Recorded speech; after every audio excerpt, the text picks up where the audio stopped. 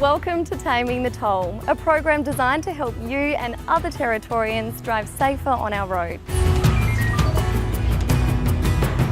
In each program, I'll be dealing with different driving techniques and problems, and joining me now is Gary Pendlebury from Smart NT Driver Training Specialists.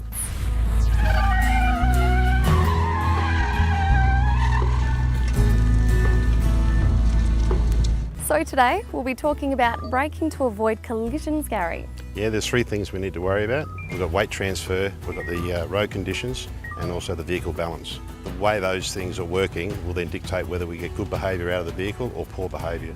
So let's start with the weight transfer.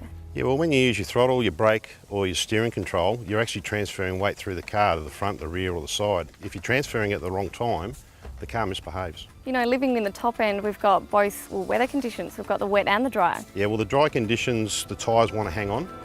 The wet conditions, obviously the tyres are struggling to try and hang on. So if you're transferring weight at the wrong time and you're giving your tyres a hard time, then they just won't play the game anymore. And the car ends up not on the road, but off the road somewhere.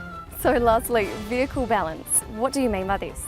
Well, if you can keep the car balanced, so if you're minimising weight transfer, and if you can keep the car nicely balanced so that the amount of weight transferring through the car remains balanced, then the car should behave and it should do what you want. So you're turning, and if you brake too hard, even on a dry surface, around you go. So we can't really blame the weather for this, can we? Well, we'd like to, but ultimately it's the way in which we're using that weight transfer and our throttle, brake or steering that dictates whether we get good behaviour from the car or poor behaviour. It really is us.